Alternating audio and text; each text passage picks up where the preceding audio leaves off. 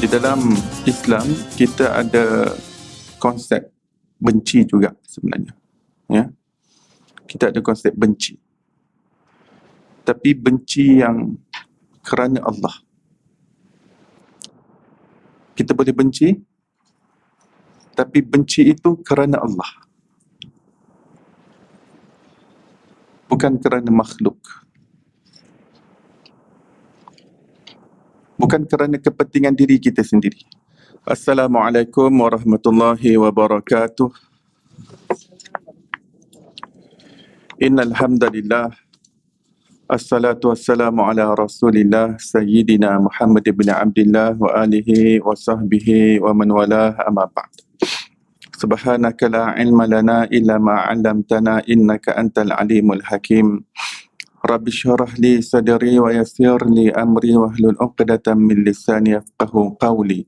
Allahumma salli ala sayyidina Muhammad al-fatih lima ughliq wal khatim lima sabaq nasiril haqq bil haqq wal hadi ila siratikal mustaqim wa ala alihi haqqa qadrihi miqdarihi al-azim.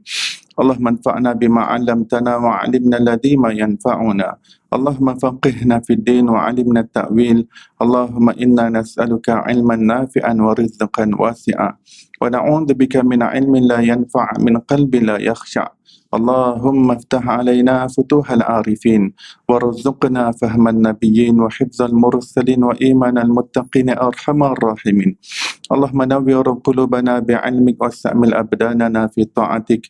Allahumma iftah 'alaina fathan qariba fi 'ulumil aqliyati wan naqliyah bijahi sayyidina wa maulana Muhammadin khairil bariyah sallallahu alaihi wasallam. Alhamdulillahi rabbil alamin.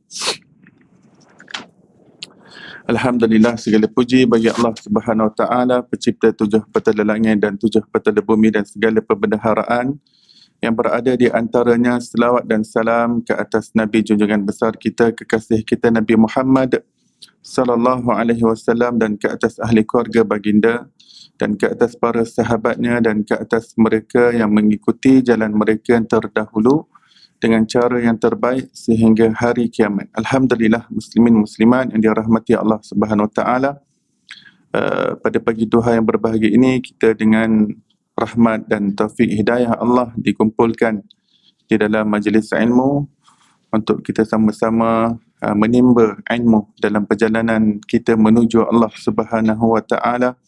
Mudah-mudahan Allah Subhanahu wa taala sentiasa menambahkan ilmu yang bermanfaat, yang menjadi cahaya yang menyinar dalam hati kita dan disirami dengan limpahan cahaya ulama-ulama rohani, ulama-ulama rabbani, sehinggalah kepada Rasulullah sallallahu alaihi wasallam.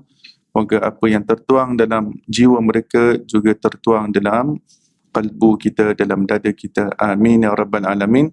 Mari kita bacakan ummul kitab dan kita hadiahkan kepada para ulama yang nasihat-nasihatnya yang kita kutip, yang perhayatan kalam-kalam mereka, mutiara mereka.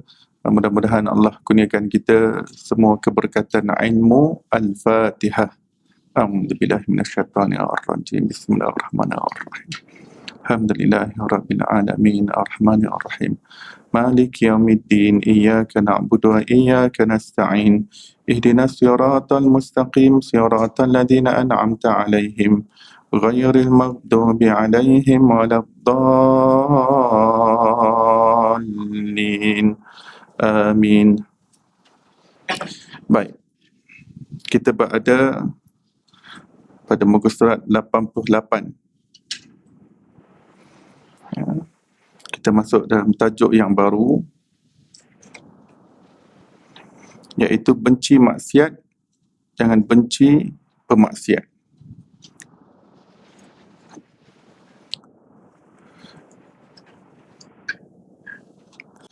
Di dalam Islam kita ada konsep benci juga sebenarnya, ya.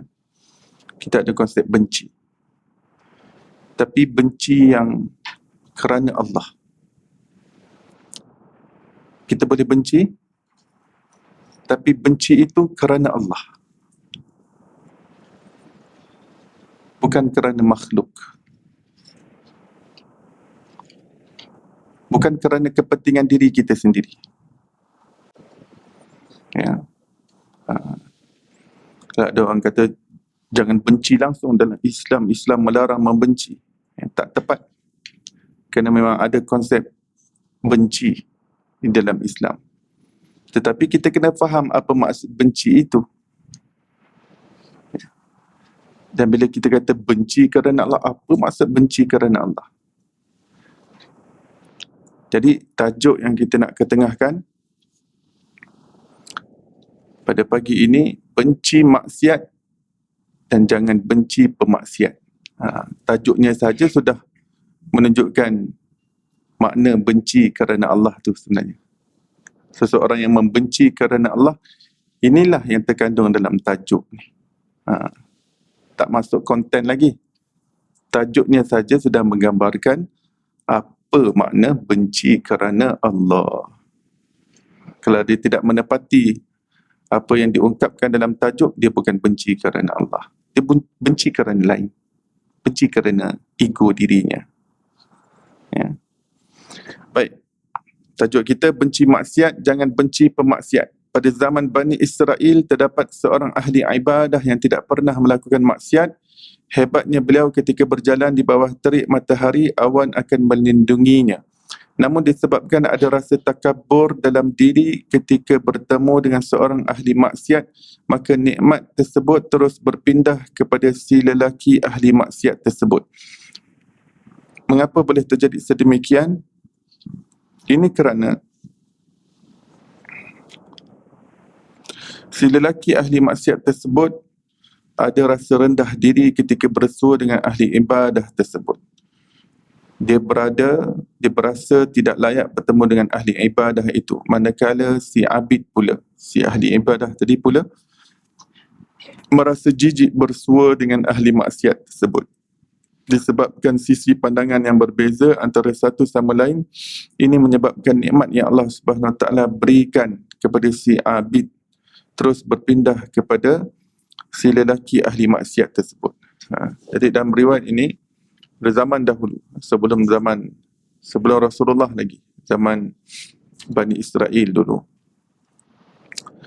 Jadi ada seorang lelaki yang memang ahli ibadah, sehingga dia mendapat naungan awan ke mana sahaja dia pergi. Ya, mana-mana dia pergi ada naungan awan yang ikut. Kalau jalan di bawah panas terik pun dia tak rasa panas sebab ada naungan awan di atasnya yang sentiasa mengekorinya. Pada satu hari dia nak terserempak, dia berjalan, dia nak terserempak dengan ahli maksiat. Terkenal dia memang sebagai ahli maksiat. Ya. Jadi ketika nak terserempak tersebut, ahli maksiat tadi merasa kerdil sebab dia nak berhadapan, nak terserempak dengan orang yang hampir dengan Allah, orang yang banyak ibadah kepada Allah SWT. Dia merasa rendah diri. Dia merasa dirinya hina, merasa macam tak layak terserempak dengan orang yang suci, orang yang hampir dengan Allah Subhanahu Wa Taala. Manakala yang si ahli ibadah tadi, bila dia nampak pemaksiat tadi, timbul dia rasa macam tak layak dia nak terserempak, nak lalu, walaupun nak terserempak di jalan, dia rasa macam jijik. Sebab dia rasa diri dia dah suci dengan ibadah, dia terserempak dengan ahli maksiat, dia rasa macam geli lah, rasa macam tak sesuai. Itu takaburnya ahli ibadah tadi. Dan mereka pun terus terserempak dalam keadaan seorang dalam hatinya ada takabur dan seorang dalam hatinya ada penuh dengan tawaduk. Ketika mereka melepasi antara satu sama lain, naungan awan yang asalnya tadi berada di atas kepala ahli ibadah telah bertukar kepada pemaksiat tadi. Rupanya dia dah berlalu dalam keadaan bertaubat kepada Allah Subhanahu Wa Taala. Rasa kesal pada dirinya. Dia tengok orang ahli ibadah, dia sendiri rasa menyesal dan dia bertaubat, hatinya kembali kepada Allah Subhanahu Wa Taala. Dan Allah menerimanya. Dan hatinya penuh dengan kerendahan dan kekerdilan dirinya. Lalu Allah SWT yang kurniakan nikmat kemuliaan itu kepadanya. Ya. Inilah hikmah ilmu tasawuf yang diperjuangkan oleh para ulama ahli sunnah wal jamaah. Tidak merasakan diri lebih daripada orang lain. Tidak merasakan hanya dirinya sahaja yang layak masuk ke syurga. Sehingga kan apabila melihat seseorang yang tergelincir daripada jalan Allah, terus ditemplak dan dicaci maki si pembuat maksiat tersebut. Dalam ilmu tasawuf ini, ilmu yang menyucikan hati kita. Ilmu yang menyebabkan kita dapat menghindarkan diri kita daripada bersangka buruk kepada orang lain. Menghindarkan diri kita daripada menyangka yang bukan-bukan terhadap orang lain. Bahkan sebaliknya dia sentiasa bersangka baik kepada makhluk Allah. Sentiasa bersangka baik. Intipati tasawuf itu kan ada penyucian hati sehingga kita lihat semua orang lebih mulia daripada kita. Dan kitalah yang paling hina daripada yang lain. Dalam dewan ni, saya yang paling hina sekali. Saya yang paling rendah kedudukan. Yang berada di hadapan saya ini semua lebih mulia di sisi Allah Subhanahu Wa Taala. Saya yang paling kerdil. Saya yang paling rendah. Ya. Saya yang paling bawah sekali. Ya. Itu adalah intipati kepada ilmu tasawuf.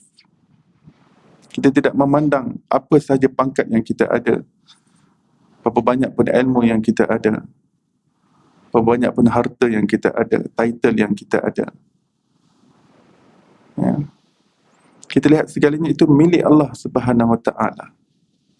Dan Allah sedang menguji hati kita. Bagaimana hati kita ini memiliki sifat kerendahan, sifat tawaduk, sifat sangka baik. Kerana seluruh yang berada di hadapan kita ini semuanya adalah kesan perbuatan Allah Subhanahu Wa Taala. Maka kita kena berhati-hati dan berwaspada apabila berinteraksi dengan setiap kesan daripada perbuatan Allah Subhanahu Wa Taala.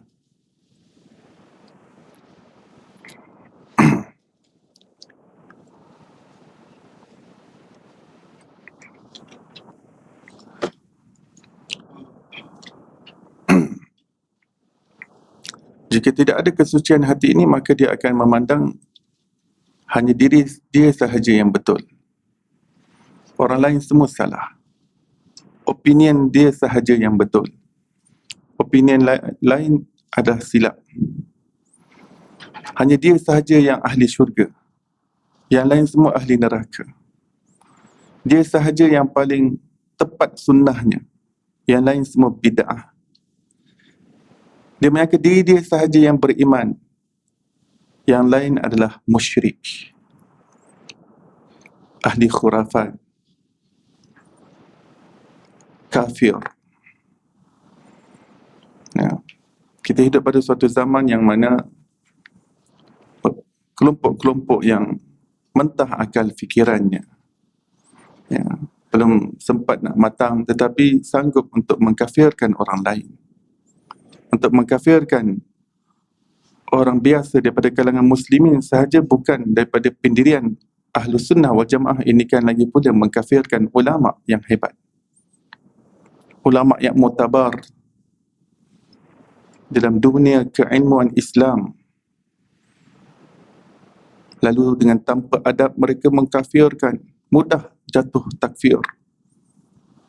Kafirkan orang sana, kafirkan orang sini, kafirkan ulama sana, kafirkan ulama sini. Sejak bila pendirian ulama Ahlus Sunnah wal Jamaah mengkafirkan orang sana dan orang situ? Ya. Kita hidup pada zaman sekarang ini apabila beberapa kelompok orang-orang yang mentah pemikirannya, ya, mentah keilmuannya, dan terus jump to conclusion, terus therefore orang itu kafir, ulama itu kafir.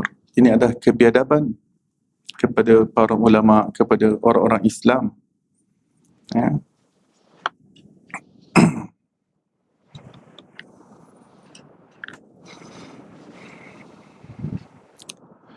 seolah-olah si ahli maksiat sudah tiada peluang untuk bertaubat. Kadang-kala ada orang yang melihat pemaksiat dengan pandangan yang hina, seolah-olah ahli maksiat ni sudah ahli neraka, sudah ini memang ahli jahannam, seolah-olah tidak ada peluang lagi untuk dia menjadi wali Allah Subhanahu Wa Taala, seolah-olah tidak ada lagi peluang untuknya menjadi wali kutub. Wali kutub ni pada setiap zaman ada seorang wali yang paling tinggi sekali kedudukannya di sisi Allah Subhanahu Wa Taala, dipanggil sebagai wali kutub.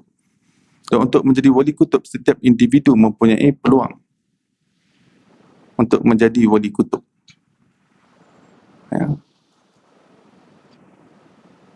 Seorang Habib mengatakan setiap individu dia mempunyai peluang untuk menjadi wali kutub pada zamannya atau menjadi Fir'aun pada zamannya. Peluang untuk dia jadi wali yang tertinggi kedudukannya pun dia ada peluang. Untuk dia nak jadi Fir'aun pada zamannya itu pun ada peluang kalau dia nak jadi jahat sejahat-jahat. Ya. Tapi saya nak ambil tadi, kalau setiap individu itu ada peluang untuk dia terpilih menjadi wali Allah Subhanahu Wa Taala, mengapa kita perlu sangka buruk kepada orang lain hanya saja kerana maksiat yang kita nampak dia sedang lakukan itu, kita ingin bersangka buruk kepadanya dengan memandangnya dengan pandangan yang rendah, dengan memandangnya dengan pandangan yang hina? Tidak mungkin. Ya. Kerana seorang pemaksiat itu, ya mungkin sekarang itu dia sedang terperangkap dalam maksiat, tetapi malam ni mungkin dia telah menerima hidayah oleh Allah, bertaubat kepada Allah, dan dia terus berubah. Kerana hati manusia di dalam genggaman Allah. Kalau Allah nak tukar, Allah tukar sekelip mata. Ya.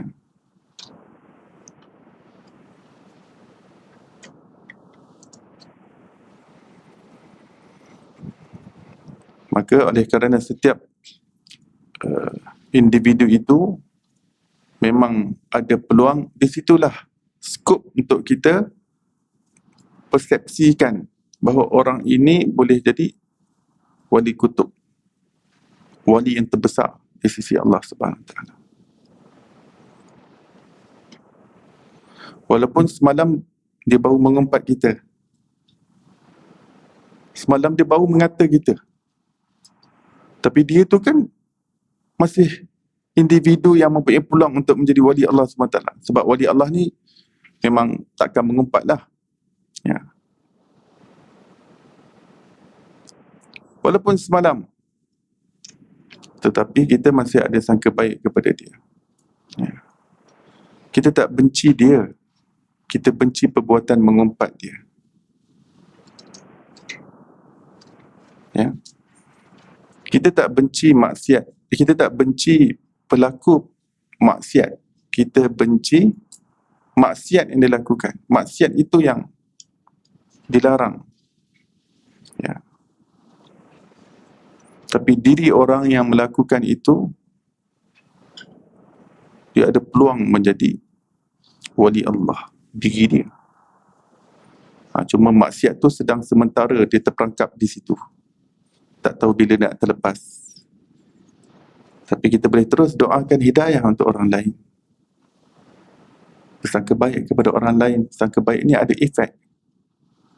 Kita pandang orang dengan pandangan yang baik, itu boleh bagi efek, kan? Seperti mana pandangan mata boleh bagi efek buruk kepada orang lain. Mata kita ni tajam ya pandangannya. Pandangan ini kalau pandangan dengki, tengok orang boleh pingsan. Betul ke tak? Betul tak? Pandangan mata boleh pingsankan orang ke tak? Sebab tu saya kata pandangan mata tajam. Dan Rasulullah kata al-ainu haqqun. The effect of the eyes is real. It's not myth. It's not myth. Itu bukan benda mitos, dongengan. Real.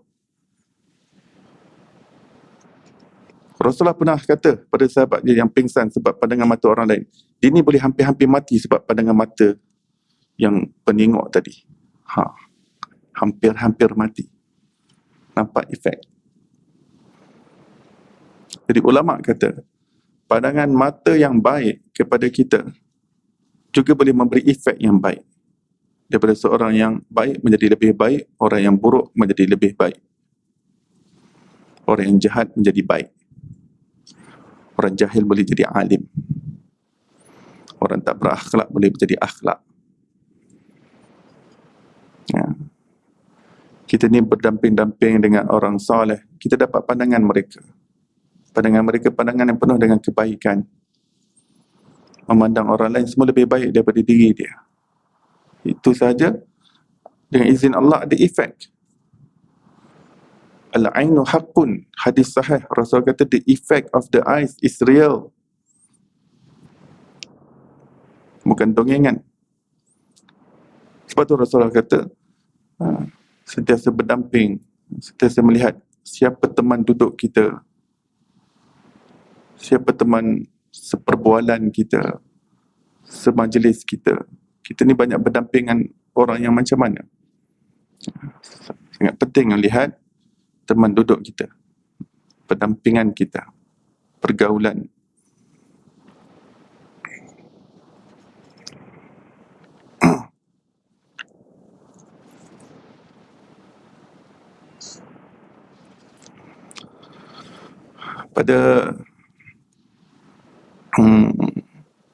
Pada hari di mana Sayyidina Umar Al-Khattab radhiyallahu anhu ingin menjadi celaka-celaka manusia. Pada hari di mana Sayyidina Umar Al-Khattab radhiyallahu ta'ala anhu hampir-hampir menjadi orang yang secelaka-celaka manusia. Pada hari tersebut beliau menjadi sebahagia-bahagia manusia. Dalam hari yang sama, in the very same day,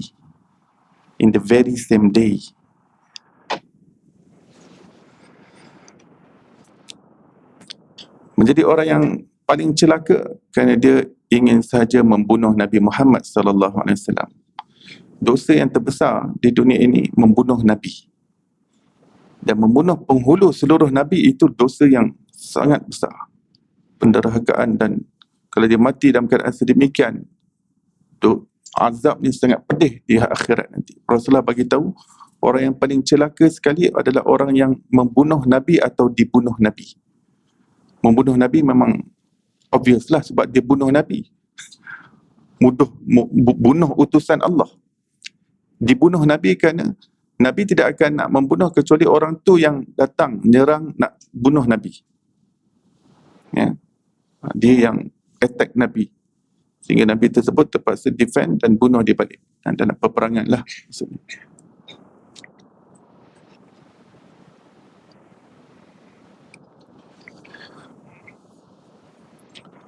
Sayyidina Umar ingin bunuh dengan pedang yang terhunus. Hari ini I want to kill Muhammad. I don't care what.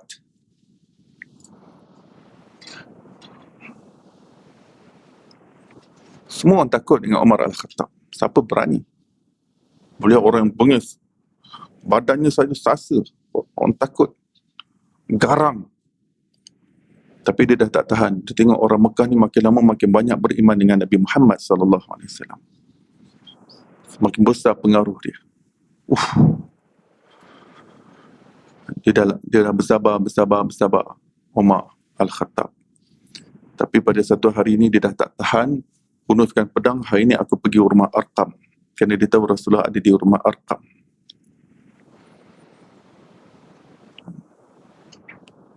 Dalam perjalanan jumpa seorang lelaki yang sebenarnya dia dah beriman dengan Rasulullah.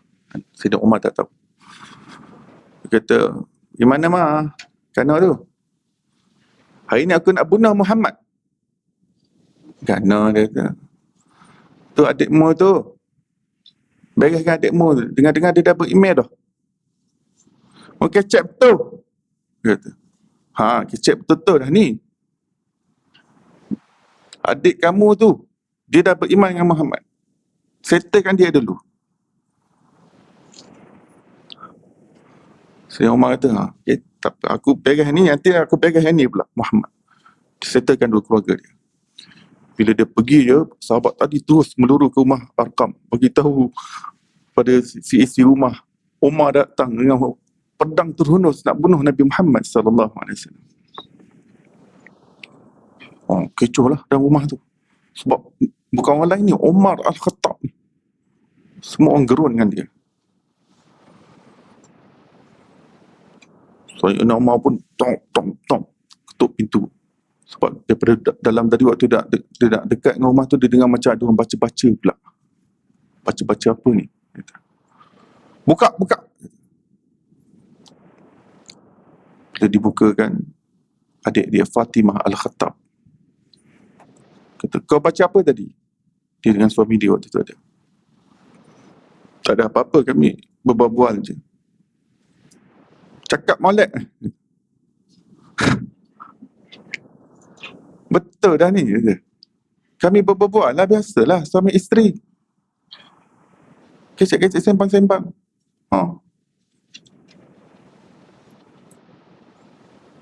Umar tak puas hati.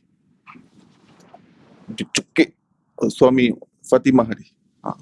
Dia ni ada soft spot dengan adik dia sebenarnya. Dia ada soft spot. Dia tak nak buat adik dia, dia buat suami adik dia. Adik ipar dia lah. Goncak. Aku cakap betul. Cekik. Fatimah cuma selamatkan. Tu dia tolak Fatimah tu. Mula berdarah tu. Sebab kuat kan, tangan dia kuat. Bila berdarah tu, barulah lembut dia. Adik aku darah lah. Dia garang, tapi dia ada soft spot dengan adik dia ni. Biasalah kan. Bila nampak darah tu, baru dia cair sikit hati. Aku tanya betul-betul. Baca apa tadi? Kamu tak boleh pegang apa yang kami baca. Kenapa pula?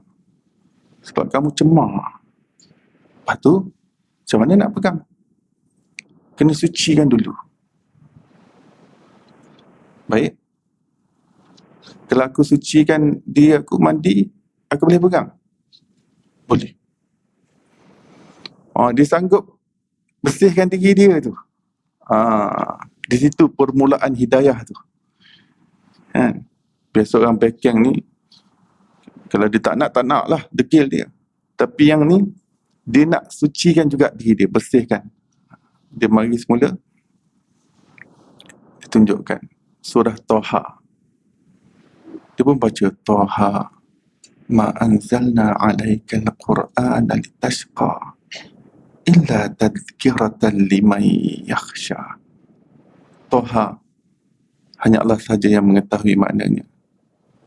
Tidaklah kami turunkan ke atas kamu sesuatu yang menyusah dan menyulitkanmu, kecuali ia sebagai sebuah peringatan bagi orang yang hatinya ingin takut. Bergetar hati dia, terbuka, lapang dadanya. Cahaya Islam terus tembus ke dalam jiwa raganya. Dia kata sangat indah. Saya ingin beriman dengan agama ini. Bawakan aku kepada Muhammad. Pada ketika itulah Khabbab Al-Arad radhiyallahu ta'ala anhu terus keluar daripada sembunyian dia. Dia bersembunyi bawah katil ke, dalam gobok ke. Dia terus keluar. Umar betul panjat juga. Dia ni ada. Sebab yang ajar tadi tu sebenarnya Sayyidina Khabbab Al-Arad. Dia yang ajar Quran pada keluarga Fatimah Khattab ni. Dia kata, Alhamdulillah Umar, memang Rasulullah dah pernah berdoa, ya Allah kuatkanlah Islam dengan Umar Al-Khattab ataupun Abu Jahal. Dan hari ini aku nampak hidayah Allah Ta'ala dikurniakan kepadamu. Umar kata, ya. Hari ini aku nampak dah kebenaran Islam. Hati aku telah dilapangkan, bawa aku kepada Muhammad. Pada hari itu, beliau pun masuk Islam. Dan daripada seluruh umat Nabi SAW, Sayyidina Umar adalah orang yang kedua tertinggi kedudukannya di sisi Allah Subhanahu Wa Taala. Ini akidah kita ya. Akidah kita dalam Ahlus Sunnah wal Jamaah, daripada segi umat manusia yang paling tinggi sekali kewalian dia adalah Sayyidina Abu Bakar As-Siddiq, dan kedua Sayyidina Umar Al-Khattab. Dua ni memang sepakat tertinggi daripada hatta seluruh sahabat yang lain. Seluruh sahabat Nabi dikumpulkan semua pun, dua ni tertinggi daripada yang lain-lain. Tak boleh lawan. Sebab tinggi sangat kedudukannya. Sayyidina Umar tinggi tapi masih tak dapat nak bertandingilah Sayyidina Abu Bakar. Walaupun Sayyidina Umar ni Rasulullah pernah sebut, kalau adalah Nabi setelah aku, Umar orangnya. Tinggi, kedudukan Umar ni tinggi. Sampai kalau ada Nabi setelah dia, tak ada Nabi. Tapi kalau ada Nabi, Umar lah orangnya. Orang macam ni pun masih tak dapat tandingi Sayyidina Abu Bakar As-Siddiq radhiyallahu anhu. Tapi kedudukan Sayyidina Umar, beliau lebih tinggi daripada seluruh wali-wali Allah, ulama-ulama semua daripada wali kutub atas dunia ni, kumpulkan semua tak dapat nak tandingi habuk pun yang melekat di Sayyidina Umar Al-Khattab radhiyallahu anhu. Pada hari di mana Sayyidina Umar hampir-hampir menjadi secelaka-celaka manusia. Lihat, pada hari itu juga dia menjadi sebahagia-bahagia manusia. Sebahagia-bahagia manusia.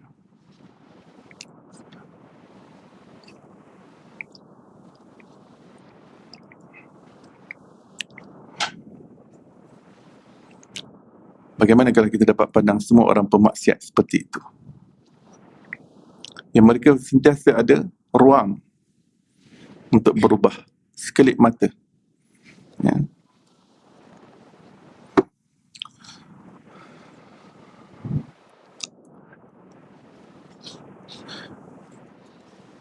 Seolah-olah si ahli maksiat sudah tiada peluang untuk bertaubat. Kemungkinan orang yang dicaci maki kerana maksiat yang dilakukan akan menjadi seorang yang lebih baik daripada si pencaci. Allah Ta'ala berhak membolak-balikkan hati seseorang. Kita ni kadang-kadang caci orang pemaksiat dan sebagainya. Tak, dia tu lebih baik daripada kita nanti. Kita lebih hina daripada dia. Ya, sebab tu tak perlu mencaci-caci orang, tak perlu mencela orang, mencerca. Takut dia lebih baik daripada kita. Kesudahan hidup kita kan masih rahsia. Kita tak tahu bagaimana kita ni husnul khatimah ataupun su'ul khatimah, dan orang lain pun kita tak tahu bagaimana. Maka jalanilah hidup di atas dunia ini dengan bersangka baik sesama makhluk Allah Subhanahu Wa Taala. Ya. Diri pemaksiat dan perbuatan buruknya adalah dua perkara berbeza yang kita harus faham. Ya, pelajaran besar kita pada hari ini, bagaimana kita dapat membezakan antara perbuatan maksiatnya itu dengan diri pemaksiat itu. Ya. Perbuatannya suku, dirinya suku.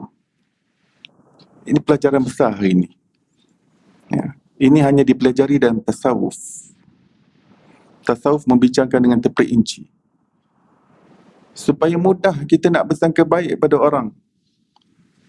Sebab kalau kita tak dapat bezakan antara dua tu, bila dia buat perbuatan maksiat, celaka dia tu.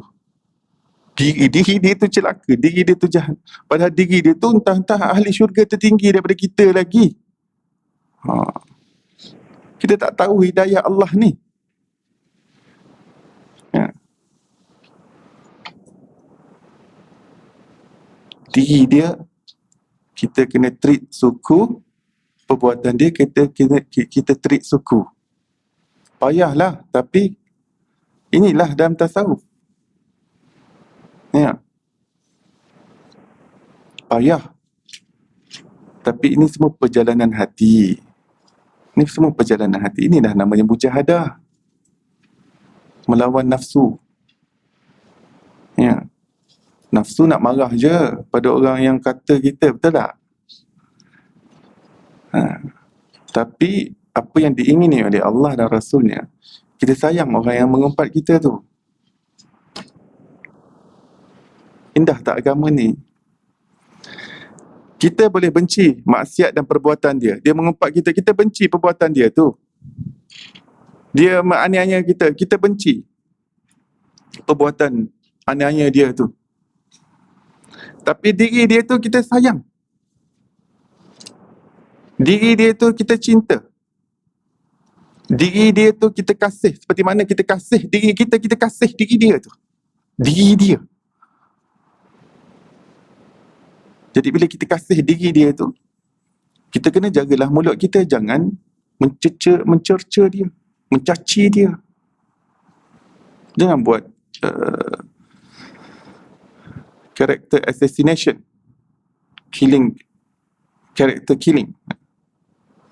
Jangan buat character killing. Diri dia, pribadi dia kena jaga maruah dia. Maruah orang tu kena jaga. Pribadi dia, diri dia. Tak perlu nak jatuhkan maruah diri orang tu. Dia tak perlu mengumpat dia, tak perlu. Ya. Tak perlu nak cerita dengan cara yang tak baik lah, cara yang buruk. Ya. Kalau dia mengadu ke pejabat agama tu bukan mengumpat kan, itu mengadu pada hal-hal yang patut, apa yang patut dia mengadu je lah, perbuatan. Ya. Dia tak perlu nak cerca. Si berdebah ni buat saya macam ni, si celaka ni, tak perlu. Si fulan itu, nama dia. Kan nak settlekan masalah tak perlu mencaci maki. Kan?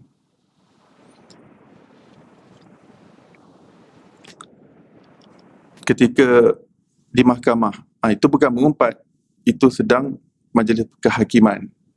Ikutlah prosedur dia. Mana boleh ikut ni kan, perasaan dalam mahkamah. Dia bukan diadili dengan perasaan, diadili dengan hujah yang betul, yang tepat. Inilah agama kita ajarkan. Bila kita mengadili sesuatu tu bukan dengan perasaan, bukan dengan menghambur-hambur sumpah seranah, menghambur-hambur perkataan yang tak baik terhadap orang. Tapi kita treat isu itu dengan penuh adab. Kita treat isu itu dengan penuh dignity. Profesional. Dengan ilmiah. Dengan meninggalkan segala perkataan-perkataan yang tidak baik. Ya.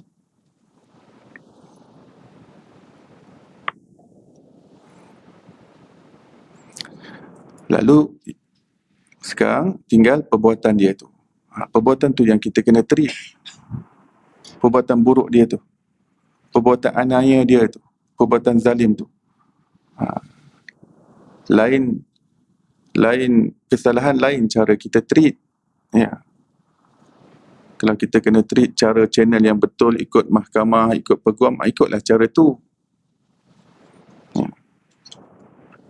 Itu channel yang, kalau dia pilih channel tu, itu pun peguam kata, jangan cakap apa-apa tau awak. Susah nanti untuk nak settlekan masalah. Awak diam. Kalau ada orang cakap dengan awak apa-apa, nak tanya apa-apa, talk to my law. Talk to my. Takut dia keluarkan perkataan-perkataan yang tak baik, nanti jadi haru biru balik, betul? Itulah. Itulah agama kita ajar profesional. Ya. Takut kita keluar statement, salah pula statement, jadi haru biru balik. Lawyer pun jadi pening lagi. Sebab tak pandai jaga mulut. Orang kadang cakap dengan perasaan apa semua, keluar statement, dah panggil payah.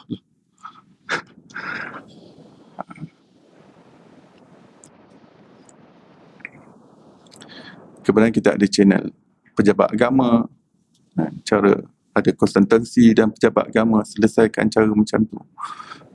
Dia selesaikan cara panggil ustaz, selesaikan masalah. Ambil cara yang betul, ambil cara yang baik. Ya.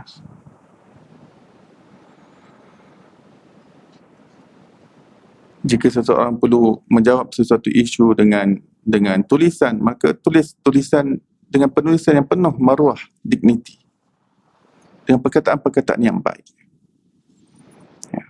Tanpa ada ayat-ayat kecaman, ayat-ayat yang buruk, ya. Dan jika perlu berinteraksi dengan teguran, maka diberikan teguran. Perlu dinasihati, maka dinasihati. Tadi ustaz kata bukan kena sangka baik ke? Yalah, diri dia tu sangka baik. Tapi perbuatan dia tu kita kena treat lah accordingly. Ya. Perbuatan dia tu kita kena tolong perbaiki, kita kena tolong islah, kita kena tolong tarbiyah. Ya. Baik, jika tidak ada jalan untuk nak tarbiyah secara direct, nasihat dan tegur secara langsung disebabkan halangan dan juga obstacle yang tertentu, maka setidaknya kita berdoa kebaikan untuk dia. Berdoa, berdiam. Kadang-kadang ada suatu isu ni, diam adalah terbaik. Dia diam. Kadang-kadang ada isteri ni, dia tak faham kenapa suami dia diam. Cakaplah, cakap. Tapi suami tu pandang diam adalah jawapan yang terbaik. Jawab juga tu sebenarnya. Diam tu sebenarnya jawapan. Kadang-kadang. Rasulullah SAW ada berlaku dengan isteri-isterinya. Sebulan diam. Sebulan. Sebulan diam. Sampai semua isteri-isteri semua mengaku bersalah. Semua betul Nabi SAW yang betul. Ya.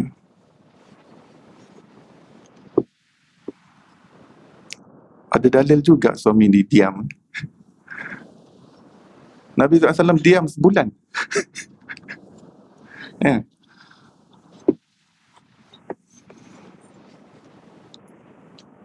Ya.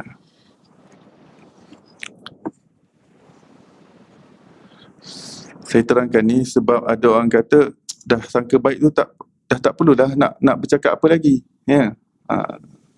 Tak semestinya. Kalau perlu ditegur, perlu tegur. Perlu dimuzakarah, perlu dimuzakarah. Perlu berbincang hati ke hati, perlu bawa bincang. Ya. Kalau diam itu pinnacle, itu kemuncak.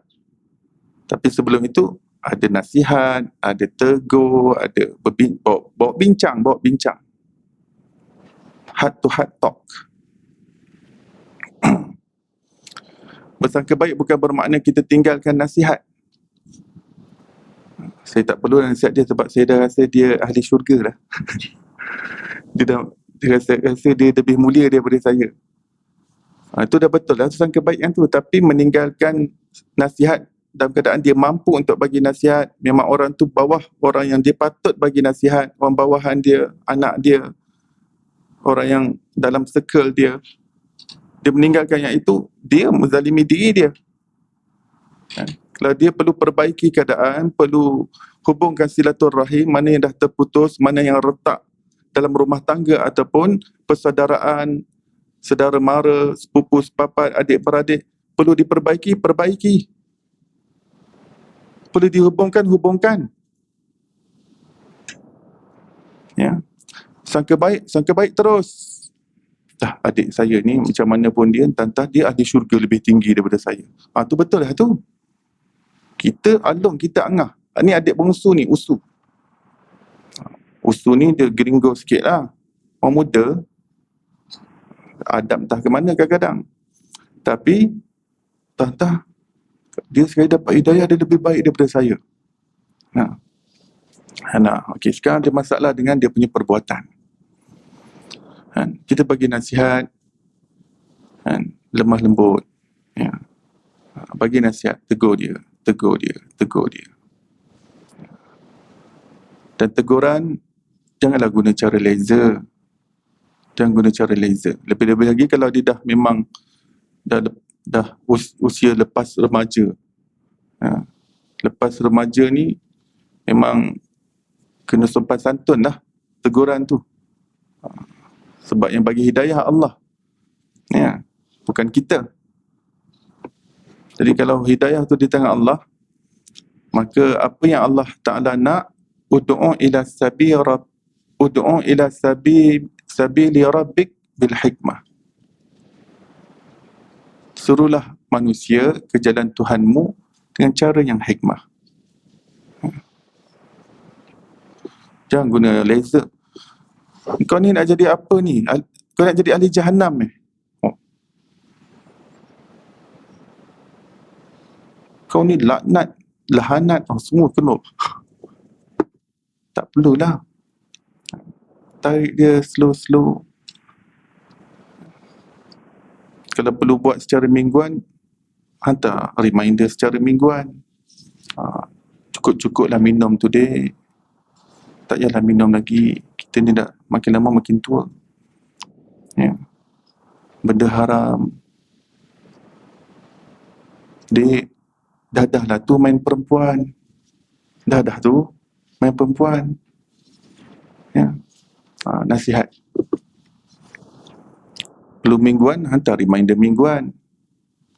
Kalau perlu bulanan, hantar reminder bulanan. Ya. Ada orang kalau perlu tahunan. Ya. Ada orang yang salahnya terus tinggalkan. Kau nak jadi apa, jadilah. Ya. Kau nak jadi apa, jadilah. Dah putus silaturahim dan sebagainya. Ya.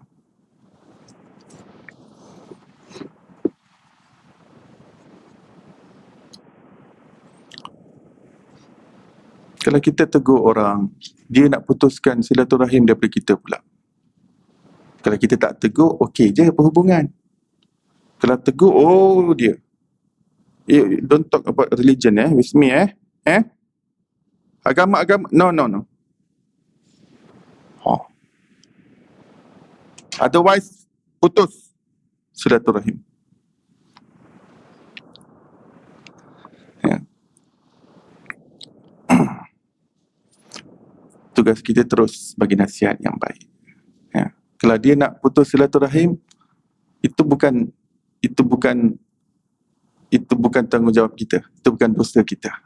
Kerana kalau kita tegur, kalau dah tegur dengan baik, melainkan kalau kita tegur dengan buruk, kita yang salah.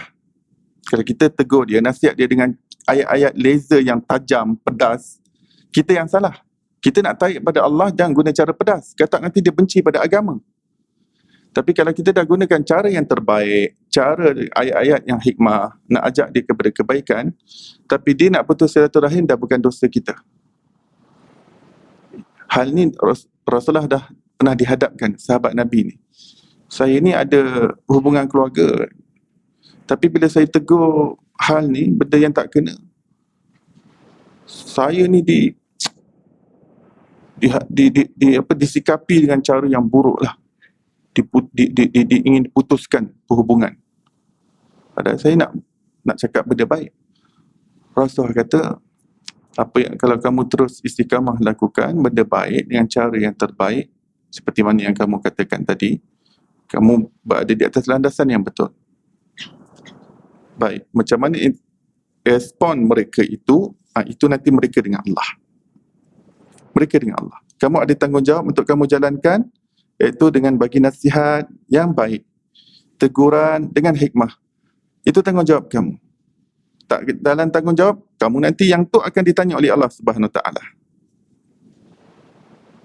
Tapi yang mereka respon, mereka nak putuskan ke apa, itu nanti mereka akan menjawab depan Allah Subhanahu Wa Taala.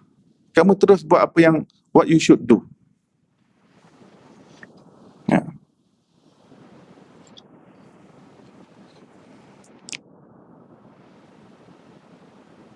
Ibu dan ayah, bila dia nasihat anak dia dah besar.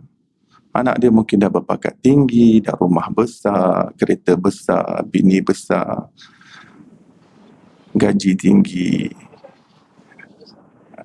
Ni, bini pangkat besar. Tersilap tak?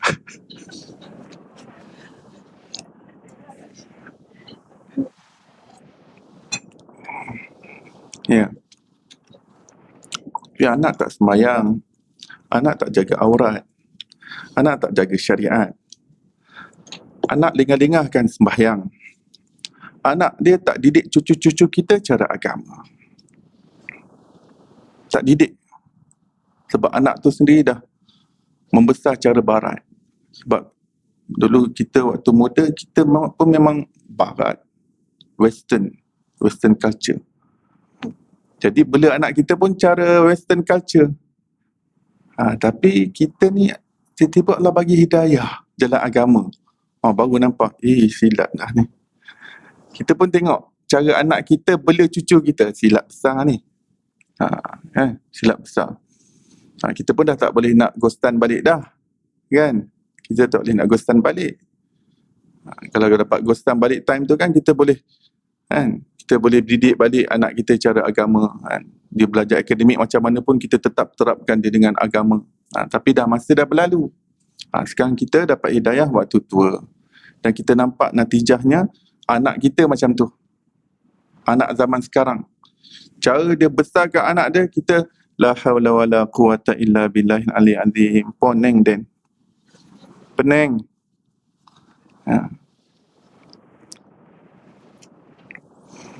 Baik. Dan keadaan yang sedemikian, kita tetap bersabar di dalam memberi nasihat kepada mereka. Tutuplah aurat nak. Bila nak pakai tudung. Jaga sembahyang nak. Jaga sembahyang. Allah sayang kita. Kita jaga sembahyang berkat kita punya rumah tangga, berkat anak-anak kita. Jaga sembahyang. Yelah nak. Yelah. Saya dah besar, saya tahulah. Tapi kita tahu dia tak jaga sembahyang. Bulan depan nasihat lagi. Nak, jaga sembahyang nak. Ya. Nabi Nuh ajak anak dia tu sampai ke muncak kan, atas gunung tu. Dia tak biarkan macam tu. Dah lah. Papa ada yat dah ni. Dah. Engkau daripada awal tolak aku, pandai-pandai engkau lah. Nabi Nuh tak ambil pendirian macam tu. Dia dah ada yat besar macam mana pun, dia pusingkan yat dia tu ke gunung tu. Kata nak ikut beriman dengan papa ni, boleh masuk yat. Kata tak apa, saya selamat atas gunung. Sekali badak, sekali ombak besar kan, surah Hud. Ombak besar datang, tenggelamkan habis anak dia. Habis. Tapi Nabi Nuh tak berputus asa. Sebab bila dah kata anak tu, anak kandung jugalah. Tak boleh biar macam tu je. Macam mana pun dia kena juga tegur. Kena juga ajak. Kena juga nasihat. Walaupun dia cabar-cabar, nak apa, tak nak datang dah rumah. Dah, mak cakap lagi pasal sembahyang, saya dah tak bawa cucu-cucu ni. Dia ancam dengan cucu sebab dia tahu nenek ni dengan cucu ni, saya tak bawa dah cucu-cucu ni balik rumah. Biarlah. Saya ada tanggungjawab saya. Waktu dia kecil tu, walaupun saya dah terlepas pandang, ajar dia cara agama, selagi saki-baki umur yang ada sampai sebelum saya hembuskan nafas yang terakhir, selagi saya boleh nasihat dia cara baik, saya nasihatkan. Saya tak nak menghadap Allah SWT sebab kelalaian saya waktu saya didik dia salah waktu kecil. Saya tak nak benda ni terus berlanjutan. Saya diam 1000 bahasa terhadap pelanggaran dia terhadap agama Allah. Saya tak nak diam 1000 bahasa apabila dia melanggar perintah Allah Subhanahu Wa Taala. Saya tak nak menghadap Allah dalam keadaan sebegini. Tapi diri anak tu boleh jadi wali Allah. Perbuatan dia tu kita kena treat baik-baik. Perbuatan dia tu kita tengok perenggan. Diri pemaksiat dan perbuatan buruknya adalah dua perkara berbeza yang kita harus faham. Berinteraksi dengan kedua-duanya perlu secara berasingan. Diri seorang pendosa atau pemaksiat itu adalah hamba Allah dan makhluk Allah yang dimuliakannya sebagai manusia. Dia hamba Allah, dia makhluk Allah, dia anak cucu cicit Nabi Adam. Semua manusia ni cucu keturunan Nabi. Nabi Adam. Insan adalah makhluk yang paling mulia di sisi Allah Subhanahu Wa Taala. Sebaik-baik ciptaannya hendaklah dihormati, dikasihi dan ditunaikan hak-haknya. Kerana setiap hamba Allah yang nama manusia, mereka ada hak untuk kita hormati. Ya. Mereka maksudnya mereka berhak untuk kita respect mereka, hormat mereka, muliakan mereka. Mereka semua berhak. Ya.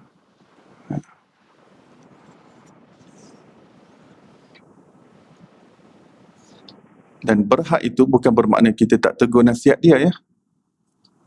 Sebab antara hak yang patut kita tunaikan dia sebagai insan adalah kita tegur nasihat dia untuk jadi insan sebagai insan. Ya. Untuk kita menolong dia supaya dia tidak terus menzalimi dirinya yang akan menjatuhkannya ke tahap kebinatangan. Kata Al-Quran, dia boleh lebih buruk dan lebih hina daripada haiwan. Supaya dia tidak jatuh ke dalam lembah kehinaan itu, supaya dia menjadi insan yang benar-benar insan, maka jika perlukan teguran, kita perlu tegur, perlu nasihat, kita perlu bagi nasihat. Ya. Walaupun dia salah faham, dia kata ini saya punya hak individu, saya nak beragama ke, nak sembahyang ke, tak nak sembahyang ke, ini hak individu saya, ini kebebasan saya. Itu cara salah faham. Itu salah faham dia maksud kebebasan. Ya. Hari Jumaat yang lepas dalam seluruh Selangor, khutbah Jumaat, bagi tahu berapa ramai orang salah faham hak kebebasan. Hak kebebasan. Dia kata ini hak kebebasan saya, ini hak individu saya, ini hak peribadi saya, ini hak asasi saya. Therefore, dia punya therefore, kesimpulan tu yang bahaya tu. Therefore, jangan nak tegur-tegur saya. Suruh berjaga agama ke, suruh itu salah faham.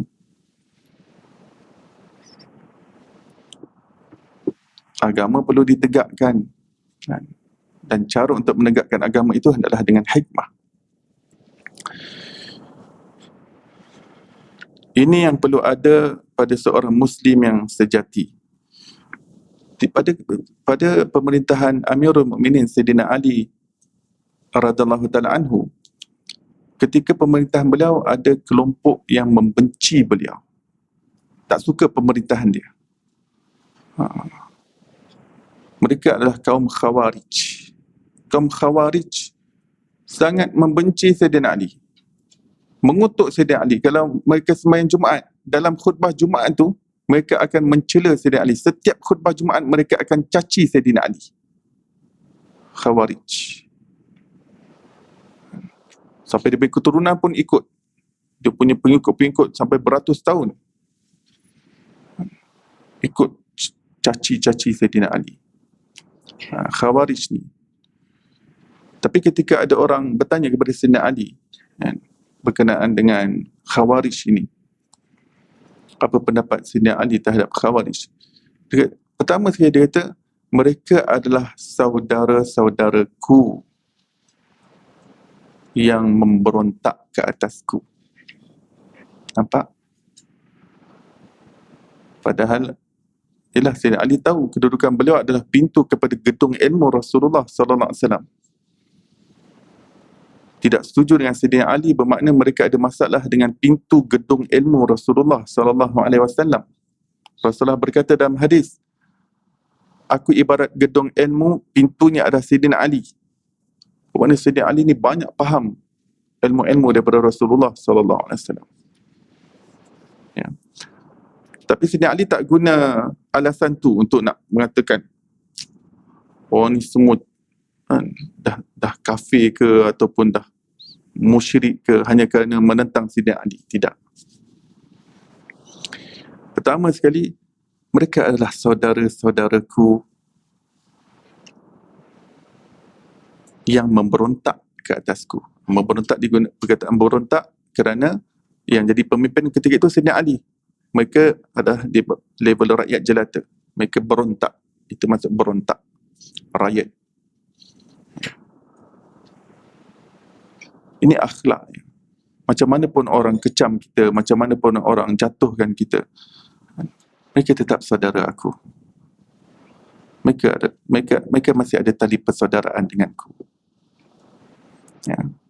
Dengan tali Islam. Inilah yang perlu ada pada seorang Muslim yang sejati. Kita membenci maksiat dan kesalahan yang dilakukan, bukannya zat pembuat maksiat. Zatnya maksudnya diri orang tu. entiti orang tu. Zat pembuat maksiat tersebut. Perumpamaannya mudah. Kita membenci bau busuk pada bangkai, bukannya bangkai itu sendiri.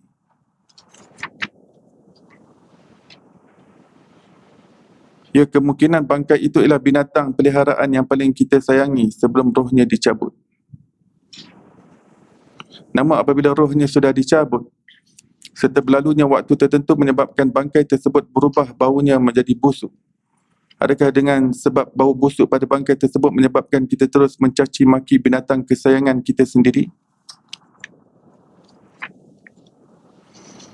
Kita punya kucing ni, nama dia Shiba. Shiba ni memang kita sayang. Daripada kecil kita jaga dia. Kita sayang dia. Kalau dia sakit, kita bawa dia jumpa vet. Kita lah belai dia. Kita mama dia. Kita papa dia. Sekali suatu hari rupanya dia mati dan kita tak perasan dia mati. Sehingga dia jadi bangkai busuk. Ya. Maka bangkai Shiba tu kita masih sayang. Cuma bau je tu yang kita tak selesa kan. Tapi diri kucing tu sendiri, kita masih sayang Shiba tu. Kena ke tak perumpamaan ni?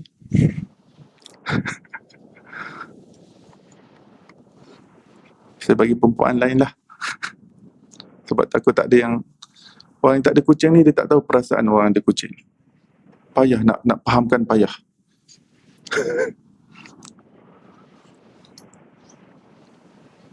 Dia tak tahu kenapa orang boleh berderai air mata kerana berpisah dengan kucing. Dia dapat faham. Kita guna yang semua orang ada. Anak kita. Anak kita ni jahat macam mana pun dia, kita benci kejahatan dia je. Diri dia tu anak kandung kita. Kita sayang dia macam mana pun dia. Kalau satu dunia ni tolak dan reject dia, kitalah yang terima dia. Kalau semua orang memang tak suka kat anak kita sebab perangai dia, dan kita pun tahu perangai dia macam mana, tapi diri anak kita tu kita tetap sayang dia, betul? Kalau dia, na'udzubillah min zalik, kena jenayah ataupun perangai dia tu menyebabkan dia masuk penjara, kita tetap tak ziarah dia? Ke tak dah? Ziarah tak? Kalau tak ada orang nak ziarah dia, mak tetap akan ziarah. Inilah manusia yang aku kandung, yang aku lahirkan dengan sakit, aku susukan, aku besarkan. Macam mana pun orang kata, aku tetap mak kandung dia. Ini tetap titisan darah aku. Ya. Mak tetap benci kejahatan anak tu. Dia buat salah, mak dia tahu salah. Salah tetap salah. Tapi diri anak tu, sampai lepas sudah akan sayang kat dia. Sampai mati mak akan sayang dia.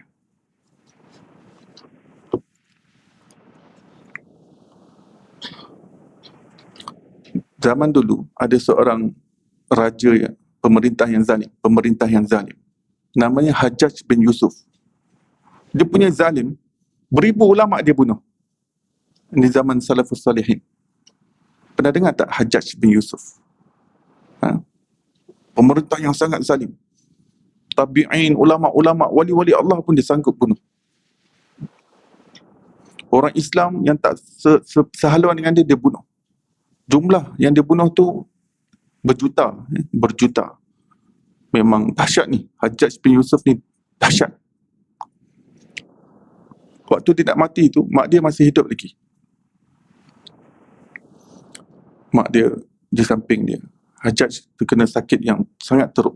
Ketika penghujung usia dia, terkena sakit yang sangat teruk. Dan dia tanya kepada mak dia, Apa pendapat mak tentang saya? Kata, engkau adalah penyejuk mataku. Ya. Bagi aku, engkau adalah terbaik. Mak dia ni pun solehah. Ya. Ini Tara Hajjaj bin Yusuf dah buat macam-macam pun, mak dia masih nampak sisi kebaikan dia, dan diri dia tu sendiri, mak dia masih pandang baik. Sebenarnya Hajjaj bin Yusuf ni pun, ulama pun kita tak cela dia, kita tak caci dia. Cukup kita kata dia, pemerintahan dia adalah zalim. Itu je. Tetapi diri dia tu, kita tak kata dia ni penempah api neraka ke, tidak. Ya. Sebab jasa dia pada Islam pun besar. Dia sendiri zalim, tetapi jasa dia pada Islam tu tak terhitung. Banyak ya, saya sebut satu je. Jasa Hajjaj bin Yusuf pada Islam ni banyak. Saya nak sebut satu je. Nak tengok besar tak besar jasa dia. Sebab tu ulama tutup mulut je. Nak cerita-cerita, kalau zalim, cerita waktu dia zalim je. Kezaliman dia, bunuh ini, bunuh tu. Tapi diri dia tu kita tak kecam. Ya. Dialah yang mulakan projek untuk letak baris di dalam Al-Quran. Dia yang mula bentuk tim untuk letak baris dalam Al-Quran. Agak-agak kalau tanpa baris kita boleh baca tak Quran sekarang ni? Kita sebagai orang bukan Arab, boleh tak baca?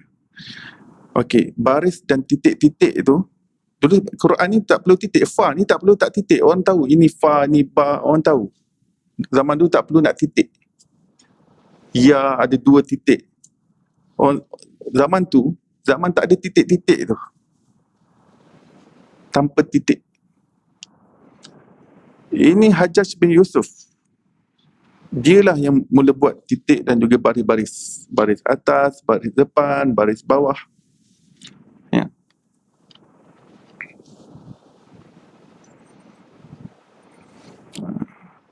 Saya perumpamaan itu lebih mudahlah kita faham, kita dengan anak kita. Sebenarnya sikap yang macam itulah kita patut ada pada sekalian orang Islam ataupun sekalian makhluk Allah SWT. Sebab yang kafir pun tanda dia jadi wali Allah lebih besar daripada kita. Dia ada peluang untuk menjadi wali Allah. Hajat macam Sayyid Umar pun tadi, hari di mana dia nak bunuh Nabi, hari itu juga dia jadi wali Allah Subhanahu Wa Taala. Terus terbuka terus dengan surah Toha je, terbuka makrifat dia.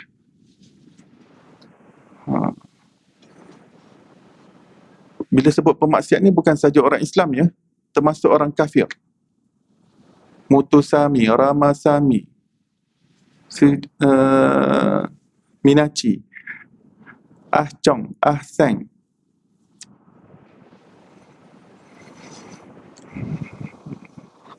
Mereka boleh jadi lebih baik daripada kita. Islam mereka lebih baik. Mereka lebih gigih dakwah agaknya daripada kita. Kalau terima Islam, tu jiran kita tu, kalau dia terima Islam tu, yang Cina tu, tata dia dakwah Islam lebih hebat daripada kita lagi. Lebih juang dia dalam mempertahankan Islam lebih daripada kita. Boleh jadi dia wali Allah Subhanahu Wa Taala. Ya. Cuma dia sedang terperangkap dalam keadaan perbuatan dia yang mengkufurkan atau perbuatan maksiat dan sebagainya, maka kita treat perbuatan itu accordingly. Untuk orang kafir ini kita tunjuk akhlak yang baik lah, itu caranya. Jadi, begitu juga dengan maksiat, kita ibaratkan ia sebagai bau busuk yang ada pada seseorang. Bau busuk tidak akan hilang jika semua hanya pandai mencaci maki. Semua orang caci cela, bau busuk tak hilang. Namun apa yang sepatutnya kita lakukan adalah dengan menunjukkan cara yang terbaik untuk mengeluarkan dirinya daripada bau busuk itu. Kalau macam bangkai tadi, tanamlah di dalam tanah. Ya, itu cara yang terbaik. Begitu juga dengan manusia. Jika dia buat perbuatan yang buruk, tunjukkan dia jalan macam mana nak perbaiki diri dia, macam mana nak ubah perbuatan yang buruk itu kepada perbuatan yang baik. Wallahu a'lam. Sampai di situ. Jadi kesimpulannya, pengajian yang kita belajar hari ini, kesimpulan dia, khulasah.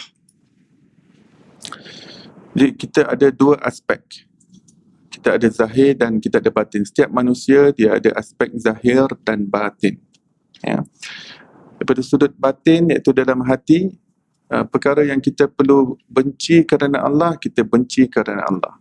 Kita benci maksiat, benci perbuatan jahat, itu benci kerana Allah.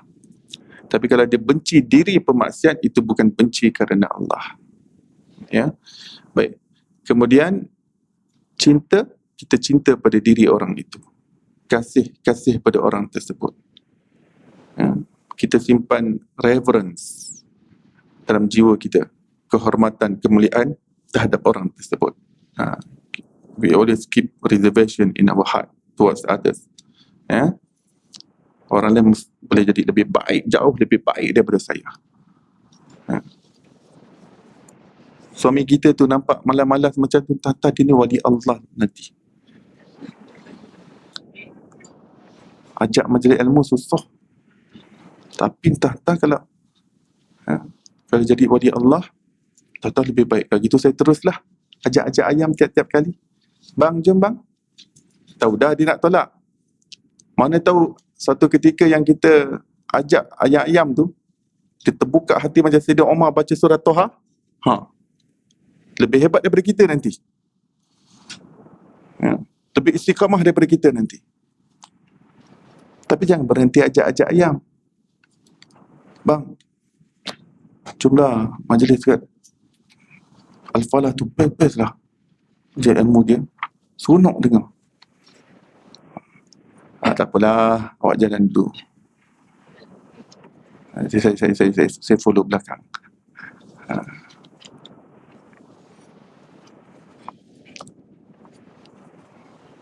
Jangan bergaduh. Abang ni nanti dengan handphone dia sebut sibuk sangat dengan WhatsApp dengan FB.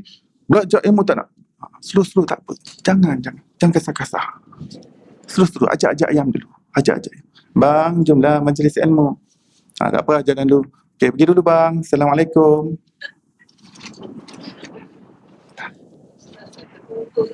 Tak apa. Sebab kalau nak jadi wali Allah, hujung usia dia boleh jadi wali Allah. Ya, umur dah 70 dah. Tak apa. Salman Al-Farisi tu masuk Islam umur dah lanjut dah. 70 ke 80. Lanjut Salman Al-Farisi masuk Islam. Tak apa. Ada ulama' Ada ulama' umur 60 tahun dapat hidayah, dia belajar ilmu 20 tahun sampai umur 80. Lepas umur 80 dia buat dakwah sampai umur 120 tahun. Kita tak tahu. Jadi pintu tu sentiasa terbuka. Yang penting kita terus jalan tanggungjawab kita dengan cara yang terbaik. Tugas kita menyampaikan dengan cara yang terbaik. Allah pandang setiap amal kita, usaha kita tu tak sia-sia. Kalau orang tu tak dapat hidayah pun, kita punya amal, kita ajak-ajak ayam tu pun Allah Ta'ala pandang. Ajak-ajak ayam pada anak-anak kita tu, adik-beradik kita tu, suami kita, isteri kita, Allah pandang. Allah tak sia-siakan. Inna la nudi'u ajral muhsinin. Kami tidak akan menyia-nyiakan usaha orang-orang beriman. Wasa'yukum sa'yam mashkura. Dan setiap daripada amalan dan usaha susah payah manusia ni, Allah kata, aku hargai. Aku asyakur, kata Allah. Aku hargai setiap satu. Jadi kita jangan tengok natijah sangat. Tengok natijah nanti mudah putus asa. Anak aku tak nak dengar cakap aku, suami aku tak nak dengar cakap aku. Belalah dia. Itu dia dengan Allah nanti. Tugas kita kan, kita sampaikan je. Wallahu alam. Kita tangguh majlis kita dan tasbih kifarah dan surah wal asr. Subhanallah bihamdi, subhanakallah bihamdika, asyhadu an la ilaha illa anta wa astaghfiruka wa atubu ilaik. Bismillahirrahmanirrahim. Wal asr. Innal insana lafi khusr. إلى الذين آمنوا وعملوا الصالحات وتواصوا بالحق وتواصوا بالصبر. Assalamualaikum warahmatullahi wabarakatuh.